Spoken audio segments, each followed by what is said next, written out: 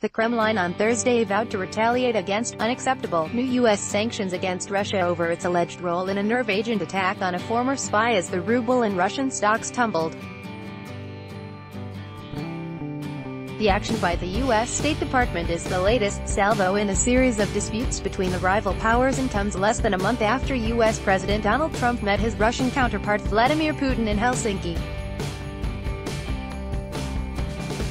The State Department said Wednesday the new sanctions were in response to the use of a Novichok nerve agent in an attempt to assassinate UK citizen Sergei Skripal, who was a Russian double agent, and his daughter Yulia on English soil in March.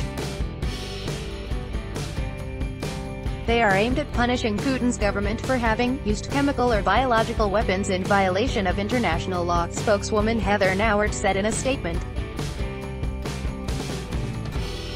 But the punitive measures triggered a furious reaction from Moscow.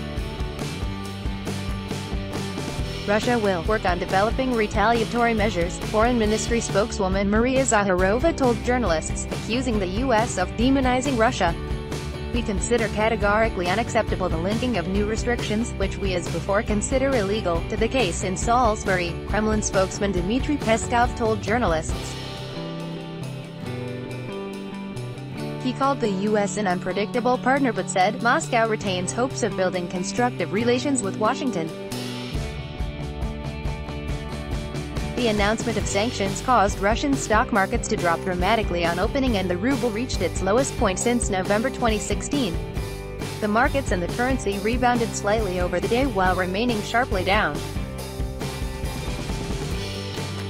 Finance Minister Anton Siluanov assured Russians that the government and the central bank have all the necessary tools to ensure financial stability, saying the economy has become more resistant to external shocks in recent years.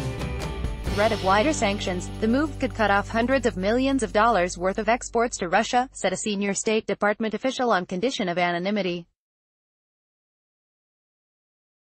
The official told reporters the administration decided to impose a presumption of denial for the sale to Russia of national security-sensitive U.S. technologies that require federal government approval. Such technologies have often been used in items including electronic devices as well as calibration equipment. The exports were previously allowed on a case-by-case basis. In the event of non-compliance, the official added, a second round of draconian sanctions would be given a green light. These could go as far as a ban on Russian airlines using U.S. airports. The latest U.S. action follows the Treasury's imposition of sanctions in March against 19 Russian citizens and 5 entities for interfering in the 2016 U.S. election, the toughest steps against Moscow since Trump took office. Also in March, Washington ordered the expulsion of 60 Russian diplomats, and the closure of Russia's consulate general in Seattle. Moscow ordered 60 American diplomats expelled in a tit-for-tat response. Provocative, reckless behavior, Britain said it welcomed the U.S. response to the chemical attack in Salisbury, the sleepy English town where the Skripals were poisoned.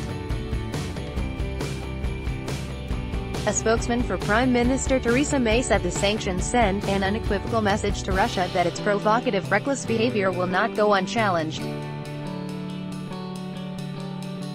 This week, Britain's Guardian newspaper reported London is preparing to ask Moscow to extradite 2 Russian citizens suspected of carrying out the Salisbury attack. The Skripal survived, but a British couple was poisoned by the same Novichok agent in a nearby town, one of whom, 44-year-old Don Sturgis, subsequently died. Moscow has angrily rejected any involvement in the poisoning, plunging diplomatic relations with London into crisis. The Russian economy is still reeling from international sanctions imposed on Moscow in 2014 over its actions in Ukraine and a crash in oil prices the same year. While Russia returned to growth in 2017 after 2 years of recession, it pales in comparison with growth figures seen during Putin's first 2 terms in office from 2000 to 2008 thanks to soaring oil prices.